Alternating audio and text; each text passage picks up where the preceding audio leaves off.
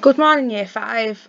Today we're going to be learning a little bit more about adverbs, and we're also going to be producing a piece of poetry, which will be quite nice. So just a recap of what an adverb is. An adverb is a word that describes how an action is carried out. They can change to add detail to a verb, adjective, another adverb, or even a whole clause. There's different types of adverbs, and the ones that you will learn about are adverbs for time, so a word that describes when, how long, or how often something has happened. Example, the word daily or afterwards, they are also examples of adverbs. Manner, so how something happens, these are the most common ones that we know, so quickly or gently. Degree, the level of intensity of an action, so for example, very or completely. Place, the location something happens, so below, inside. And frequency, so how long the action occurs and can be definite or indefinite. So they are the 5 different types of adverbs that you will come across in school.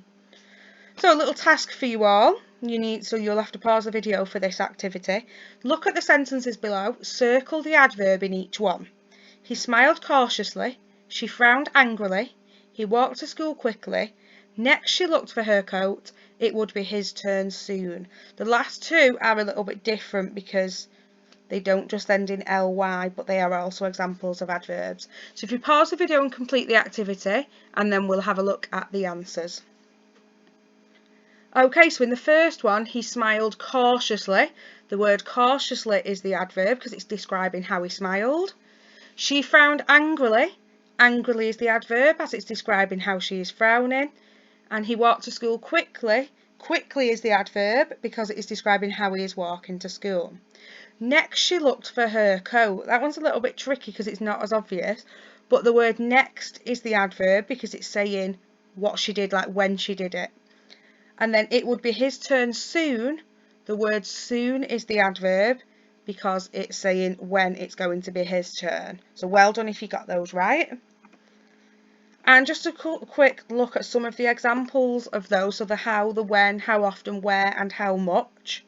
So they don't all just end in ly. Adverbs don't all just end in ly. There are lots of other examples that you can use there.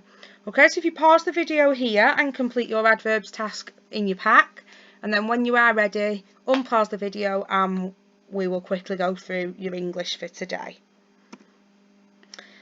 So you're going to create your own Diamante style poem based on the video that you watched yesterday. So if you need to watch it again, just to jog your memory, that's fine. Just pause this video whenever you need to. So a Diamante style poem follows the pattern that you can see on the screen. So we'll read the example that they've given and then look at the pattern. Tiger, orange, black, purring, pouncing, growling, teeth, tail, trees, leaves, rustling, creaking, groaning, dense, dark, jungle. So it follows this pattern. It's important to look at where it says noun 1 or noun 2 as well. So noun 1, the name of a thing. Adjective, adjective, that describe noun 1. Verb, verb and verb, that are all actions linked to noun 1. Noun, noun, to do with noun 1. Now this is where it changes. Then your next two nouns to do with noun 2. So if you look at the example, they've got teeth and tail, that link with tiger. Trees and leaves, that link with jungle. Okay, which is the second noun. So you need to choose two nouns first. That would be the easiest way to do this for you. And then you've got your verb, and your verb that link to noun 2, your adjective to link to noun 2, and then your noun 2 at the end. Okay, so I've done a little example for you just to show you how I've started mine. So my first noun that I chose was the lighthouse.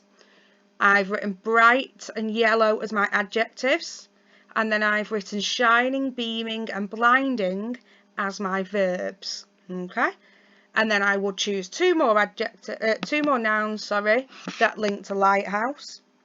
Could be the cogs.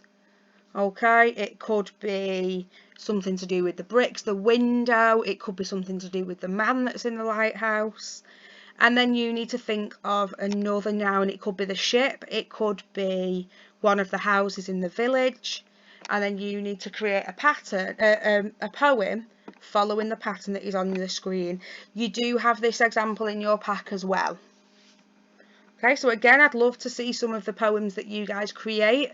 What you could also do, you could draw on the back of it, make it look really nice. You could do it sort of like the blackout poetry that we did for Cogheart, where you miss out certain words.